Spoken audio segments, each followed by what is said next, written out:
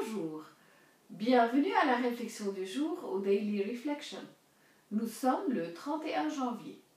Aujourd'hui, nous allons réfléchir sur le passage de Marc chapitre 1, versets 21 à 28. Prêchons la puissance de Dieu. Écoutez bien.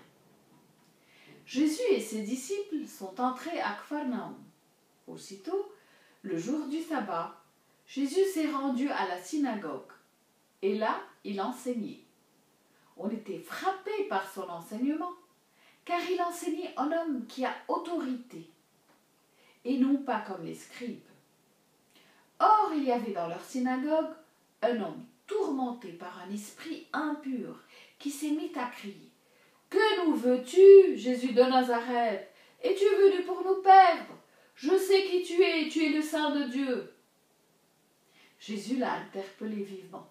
« Tais-toi, sors de cet homme. » L'esprit impur l'a fait entrer en convulsion, puis, poussant un grand cri, il est sorti de lui. Ils étaient tous frappés de stupeur et se demandaient entre eux « Qu'est-ce que cela veut dire? Voilà un enseignement nouveau, donné avec autorité. Il commande même aux esprits impurs, et ils lui obéissent. » Sa renommée se répandait aussitôt partout dans toute la région de la Galilée.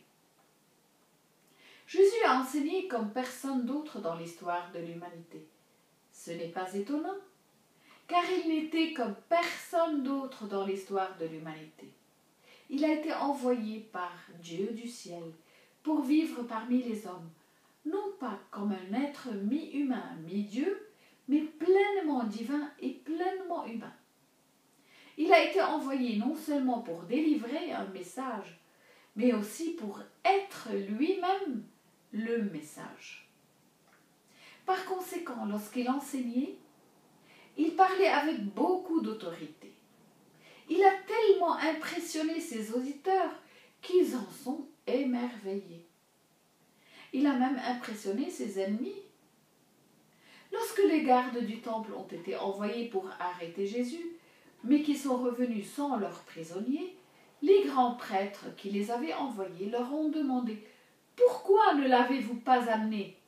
Les gardes ont répondu « Jamais un homme n'a parlé de la sorte. » Jean 7, 45, 46. La question qui se pose à nous est la suivante. Pouvons-nous parler avec autorité? Bien que nous ne puissions jamais parler avec l'autorité de Jésus, il est après tout Dieu, nous pouvons parler avec un degré raisonnable d'autorité. Tout dépend de notre niveau de connaissance et de notre expérience.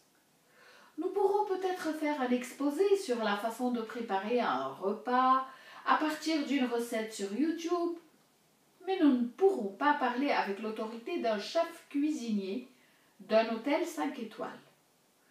Il a un niveau de connaissance des éléments de la cuisine que nous n'avons pas et une expérience que nous ne pouvons tout simplement pas égaler. Cependant, si nous étudions l'art de la cuisine, nous l'apprenons et nous le pratiquons, nous pourrons peut-être un jour en parler avec autorité. Il en est de même pour la foi. Nous ne pouvons pas prêcher efficacement si notre enseignement consiste en ce que nous avons appris sur Google.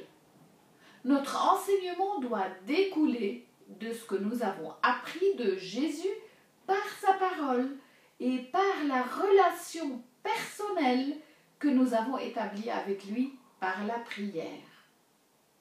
Ensuite, nous mettons en pratique ce que nous avons appris. Lorsque nous réussissons à pardonner aux gens les blessures qu'ils nous ont causées, nous sommes alors en mesure d'enseigner aux autres comment le faire, car maintenant nous ne savons plus seulement que nous devons le faire, nous savons comment le faire. Et parce que nous avons été capables de pardonner, seulement par la grâce de Jésus, tout tourne autour de lui. Alors, nous devons dépendre de l'Esprit Saint. Jésus a dit à ses apôtres de ne pas s'inquiéter de la façon dont ils devaient se défendre, ni de ce qu'ils devaient dire lorsqu'ils seraient traduits en justice, car l'Esprit Saint leur enseignera à cette heure-là ce qu'il faudrait dire. Luc 12, 12.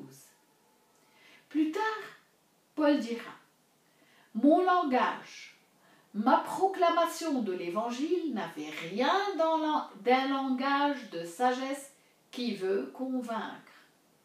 Mais c'est l'Esprit et sa puissance qui se manifestaient pour que votre foi repose non pas sur la sagesse des hommes, mais sur la puissance de Dieu. » 1 Corinthiens 2, 4 et 5. Nous voyons cette puissance de Dieu manifeste dans le premier sermon de Pierre. Ce jour-là, environ 3000 personnes qui avaient accueilli la parole de Pierre s'étaient baptisées, se joignant à eux. Acte 2, 41. Le sermon de Pierre était très puissant parce qu'il était rempli du Saint-Esprit et qu'il avait reçu de lui cette onction puissante. Que notre prédication soit donc centrée sur le Christ, ointe par l'Esprit et fondée sur les Écritures. Si vous connaissez vraiment le Christ, le Saint-Esprit et les Écritures, alors notre prédication sera puissante.